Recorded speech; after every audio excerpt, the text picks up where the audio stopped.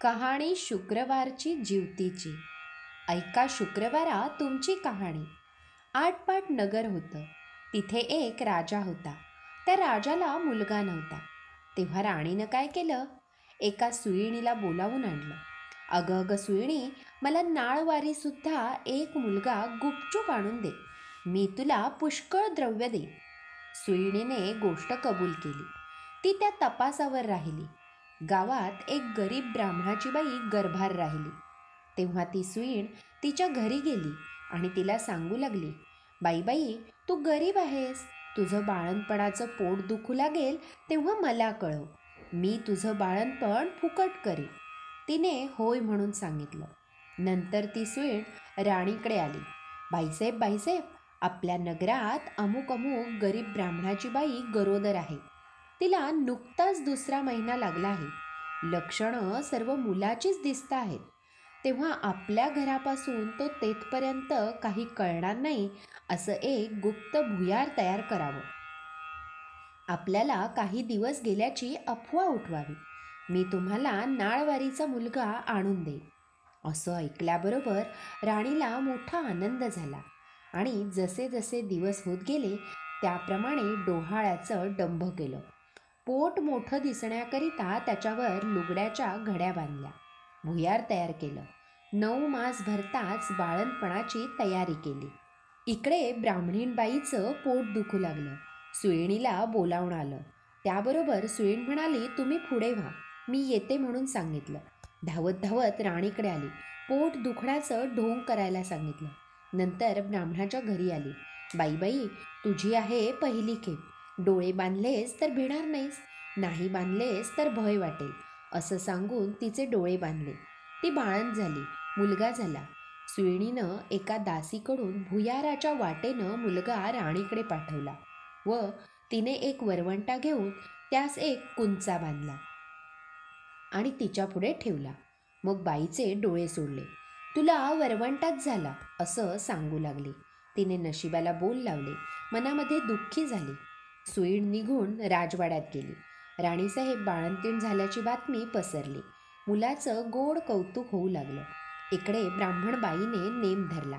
श्रावण मासी दर शुक्रवारी जीवतीची पूजा करावी आणि नमस्कार करून म्हणावं, जय जीवती आई माते, जिथे माझं बाळ असेल तिथे खुशाल असो असं म्हणून तिने तांदूळ उडवावे. ते या मुलाच्या डोक्यावर पडावे. हिरवं लुगडं नेसणं, हिरव्या बांगड्या लिहिणं वर्ज्य. कारलीच्या मांडवाखालून जाणं वर्ज्य केलं. तांदळाचं धुणं ओलांडणं बंद केलं. याप्रमाणे ती नेहमी वागू लागली. इकडे राजपुत्र मोठा झाला. एके दिवशी बाहेर फिरायला निघाला. त्या दिवशी ती नाहून आपल्या अंगणात राळे राखीत बसली होती. तेव्हा ह्याची नजर तिजवर गेली. हा मोहित झाला व रात्री तिची भेट घ्यायची म्हणून निश्चय केला. रात्री तिच्या घरी आला. दारात गाय वासरू बांधली होती. चालता चालता राजाचा पाय वासराच्या शेपटावर पडला. वासराला वाचा फुटली. ते आपल्या आईला म्हणालं, कोण्या पाप्यानं माझ्या शेपटावर पाय दिला? तेव्हा ती म्हणाली, जो आपल्या आईकडे जावयास भीत नाही तो तुझ्या शेपटावर पाय द्यायला काय भिल? हे ऐकून राजा मागे परतला आणि घरी येऊन आपल्या आईपासून काशीस जाण्याची परवानगी घेतली. काशीस जाऊ लागला. जाता जाता एका ब्राह्मणाच्या इथे उतरला. त्या ब्राह्मणाला पुष्कळ मुलं होत होती, पण ती 5वी-6वीच्या दिवशी जात असत. राजा आला त्या दिवशी चमत्कार झाला. 5वीचा दिवस होता. राजा दारात निजला होता. सटवी रात्री आली आणि म्हणू लागली, कोण ग मेलं वाटेत पसरलंय? जीवती उत्तर करते, अगं अगं, माझं ते नवसाचं बाळ निजलं आहे. मी काही त्याला ओलांडू देणार नाही. मुलगा आज जाणार म्हणून त्या मुलाचे आईबाप चिंता करीत बसले होते. त्यांनी हा संवाद ऐकला. इतक्यात उत्तर रात्र झाल्यावर सटवी व जीवती आपापल्या रस्त्याने निघून गेल्या. उजाडल्यावर ब्राह्मणानं येऊन राजाचे पाय धरले. तुमच्यामुळे आमचा मुलगा जगला. आजचे दिवस मुक्काम करा अशी विनंती केली. राजानं ती मान्य केली. त्याही रात्री याप्रमाणे प्रकार झाला. दुसरे दिवशी राजा चालता झाला. इकडे ह्यांचा मुलगा वाढता झाला. पुढे काशीत गेल्यावर यात्रा केली. गयावर्जनाची वेळ आली. पिंड देतेवेळी ते घ्यायला 2 हात वर आले. असं होण्याचं कारण त्यानं ब्राह्मणांना विचारलं. ते म्हणाले, घरी जा, साऱ्या गावातल्या बायका पुरुषांना जेवायला बोलव, म्हणजे याचं कारण समजेल. मनाला मोठी चुटपुट लागली. घरी आला, मोठ्या थाटाचं मावंद केलं. त्या दिवशी शुक्रवार होता. गावात ताकीद दिली, घरी कोणी चूल पेटवू नये, सगळ्यांनी जेवायला यावं. ब्राह्मणबाईला मोठं संकट पडलं. राजाला निरोप धाडला, मला जिवतीचं व्रत आहे, माझे नेम पुष्कळ आहेत, ते पाळले तर जेवायला येईन. राजानं कबूल केलं. जिथे तांदळाचं धुणं होतं ते काढून तिथे सारवून त्यावरून ती आली.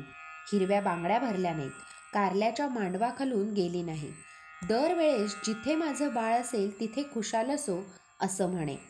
पुढे पानं वाढली, मोठा थाट जमला. राजानं तूप वाढायला घेतलं. वाढता वाढता ही ज्या पंक्तीत बसली होती तिथे राजा आला. तूप वाढू लागला. ईश्वरी चमत्कार झाला. बाईला प्रेम सुटून पान्हा फुटला. तिच्या स्तनातून दुधाच्या धारा फुटल्या. त्या याच्या तोंडात उडाल्या. तो हातची तपेली ठेवून रुसून निजला. काही केल्या उठेना. तेव्हा आई गेली. त्याची समजूत काढू लागली. तो म्हणाला, असं होण्याचं कारण काय? तिनं सांगितलं, ती तुझी खरी आई, मी तुझी मानलेली आई, असं सांगून सर्व हकीकत सांगितली. नंतर भोजनाचा समारंभ झाला. पुढे त्यानं आपल्या आईबाबांना राजवाड्यानजीक मोठा वाडा बांधून देऊन त्यात सुद्धा आपण राज्य करू लागला. तर जशी जिवती तिला प्रसन्न झाली तशी तुम्हा आम्हा हो. ही 60 उत्तराची कहाणी 5 उत्तरी सुफळ संपूर्ण.